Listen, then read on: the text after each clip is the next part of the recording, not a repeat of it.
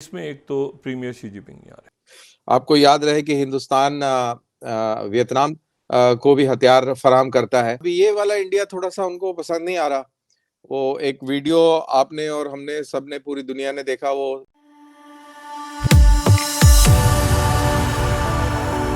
जय हिंद दोस्तों, इस वीडियो को लाइक और शेयर करना मत भूलेगा। तो दोस्तों, आज पाकिस्तानी मीडिया बातचीत कर रहा है कैसे G20 जो भारत में हो रहा है उसमें पहले पुतिन ने आने से मना कर दिया क्योंकि पुतिन के खिलाफ इंटरनेशनल वारंट यूक्रेन जंग की वजह से जारी हुआ है। और अब शी जिनपिंग ने भी आने से मना कर दिया। और इसकी वजह क्या है वो चीन ने अब तक नहीं कहा। चीन ने शी जिनपिंग की जगह अपने प्राइम मिनिस्टर को भेजा है। तो पाकिस्तानी मीडिया आज इस पे बातचीत कर रहा है। पाकिस्तानी मीडिया कह रहा है कि चीन ने नया मैप दिया था और उसके बाद जब भारत ने उस पे कड़ा जवाब दिया तो चीन ने कहा कि इस पे ज़्यादा फिक्र मत कीजिए, ये तो हमारा एक रूटीन का चलता रहता है। तो कई लोग कह रहे हैं कि भारत के डर से शी जिनपिंग G20 भारत में जो हो रहा है उसमें नहीं आ रहे। दोस्तों, ये वीडियो बहुत ही मजेदार है तो इसे आप पूरा जरूर देखिएगा। तो चलिए और इंतजार न करके वीडियो देखते हैं। ये G20 का इजलास गड़बड़ हो गया है और ये इसलिए गड़बड़ हो गया है कि इसमें एक तो प्रीमियर शी जिनपिंग आ रहे हैं। जब से G20 बना है कभी उसमें ऐसा नहीं हुआ कि चाइना के प्रेसिडेंट शरीक ना हुए हों। प्रेसिडेंट शी जिनपिंग सुने नहीं आ रहे G20 समिट के अंदर। कि बाली के अंदर आपके जो बाइडेन और शी जिनपिंग की मुलाकात हुई थी और इसी तरीके की एक मुलाकात हिंदुस्तान में होने की तवक्को थी। इनफैक्ट उसकी पूरी तरह तैयारी भी चीनियों अमेरिकनों ने कर रखी थी। लेकिन इस तरीके का मैप देकर और उसके बाद शी जिनपिंग के ऑफिस से या चाइनीज फॉरेन ऑफिस से इस तरीके के सिग्नल्स आना कि शायद वो दिल्ली नहीं आएंगे, ये एक बहुत बड़ा लार्जर डायमेंशन है। चीन के लिए मसला तब खड़ा हो जाता है जब इसमें अमेरिका आ जाता है और हिंदुस्तान वहां पर खड़ा हो जाता है, तो ये सिचुएशन और डायनेमिक्स चेंज हो जाती है। आपको याद रहे कि हिंदुस्तान वियतनाम को भी हथियार फराहम करता है और इसी तरीके से मलेशिया और इंडोनेशिया के साथ भी हथियारों की खरीद फरोख्त की बातें चलती रहती हैं और डिफेंस कोऑपरेशन भी इन मुल्कों के साथ में है। सिंगापुर के साथ भी हमारा डिफेंस कोऑपरेशन है। तो ये सारी चीजें जो हैं ये सिचुएशन को कॉम्प्लेक्स बना देती हैं। अब मेरे ख्याल से अभी सिचुएशन थोड़ी चेंज है और इस चीज की तकलीफ चाइना को बहुत ज्यादा है। चाइना को इंडिया वही वाला पसंद था 2012, 13, 10, 2010 वाला। वो आते थे इंडिया के इलाके में और महीना महीना रह के चले जाते थे और हम एक बैनर, लाल कलर का बैनर एक लगा लेते थे कि चाइनीज फौजी जो हैं वो अपने इलाके में वापस जाएं। तो ये एक टाइम था जब हम लोग ऐसे बैनर लगा के खड़े रहते थे। वो हमारे इलाके में बढ़िया कैंप कूंप लगा के और लंगर शंगर बना के और बढ़िया मजे से रहते थे और वो देपसांग में तकरीबन 40 दिन रह के गए और उनको वो वाला इंडिया पसंद है। अभी ये वाला इंडिया थोड़ा सा उनको पसंद नहीं आ रहा।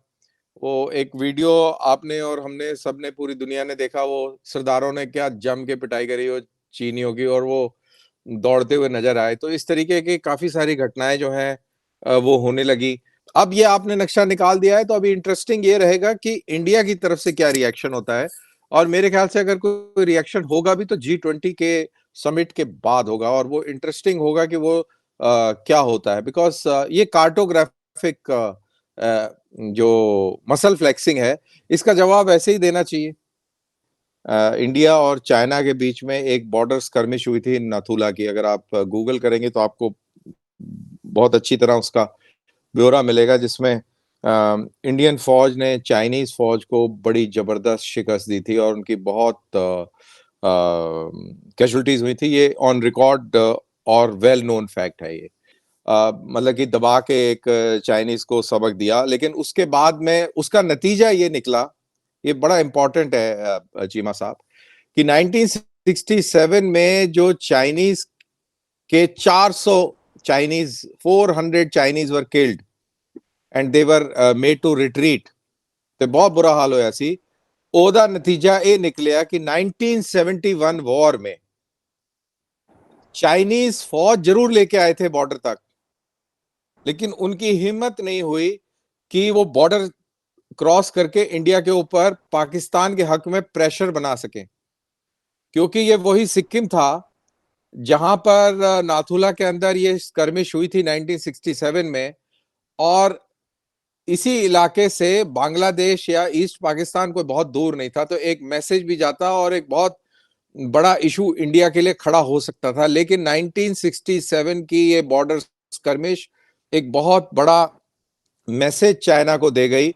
लेकिन अब जो है, जब इंडियन इकोनॉमी भी इंप्रूव कर रही है, इंडियन सिस्टम भी थोड़ा चेंज हो रहा है, सेल्फ रिलायंस भी डिफेंस में बहुत जबरदस्त आ रही है, और पूरा चाइना अब इंडियन न्यूक्लियर मिसाइल्स की रेंज में है। ये हमें नहीं भूलना चाहिए। सूर्या मिसाइल जो है उसकी रेंज तकरीबन 8000 किलोमीटर तो सरकारी वो है कि भाई 8000 है, लेकिन जो लोग एक्सपर्ट्स है इस चीज को मानते हैं, जो वेस्टर्न एक्सपर्ट्स हैं, इंडिया में तो कोई ऐसा कोई एक्सपर्ट है नहीं जो कि इसके ऊपर कोई इस तरीके की बात कर पाए, क्योंकि वो टेक्निकल डेटा शायद पब्लिक डोमेन में ऐसे नहीं है।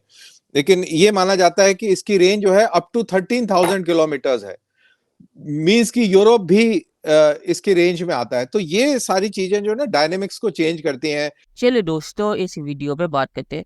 तो चीन क्यों नहीं आ रहा, ये किसी को पता नहीं। और आपको पता है कि चीन जैसा कंट्री है, वो कभी किसी को बोलेगा भी नहीं कि वो G20 भारत में क्यों नहीं आ रहा। पर जब चीन ने नया मैप जारी किया था, तब भारत में बहुत ही सख्त रवैया था लोगों का। और आपने देखा होगा कि टेलीग्राफ इंडिया ने तो एक हेडलाइन भी डाल दी थी कि चीन को जो इनवाइट किया गया है G20 के लिए, उसे डिसइनवाइट कर दिया जाए। तो चीन के खिलाफ जो भारत में रवैया था वो बहुत ही ज़्यादा सख्त हो गया था।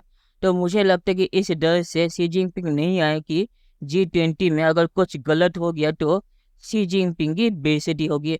और आपको पता है कि शी जिनपिंग डिक्टेटर है, तो भारत में अगर कुछ भी बेइज्जती हुई तो चीन में उसका असर बहुत ही ज़्यादा खराब जाएगा। और आखिर में मैं ये कहूँगा कि जहाँ तक ये चीज़ है कि चीन को भारत ने बहुत ही अच्छा जवाब दिया है पहले भी, तो इस बार भी भारत वही कर सकता है। और इसीलिए भी चीन ज़्यादा चिल्ला नहीं रहा और चीन चुपचाप है, क्योंकि चीन को पता है कि भारत को अगर उसे नाराज़ किया तो 1967 में जैसे उसकी धुलाई हुई थी वैसे ही उसकी धुलाई होगी। तो चलिए देखते हैं कि फ्यूचर में क्या होता है। दोस्तों वीडियो देखने के लिए बहुत बहुत शुक्रिया, और हमारे चैनल सब्सक्राइब करना मत भूलिएगा। Thank you very much.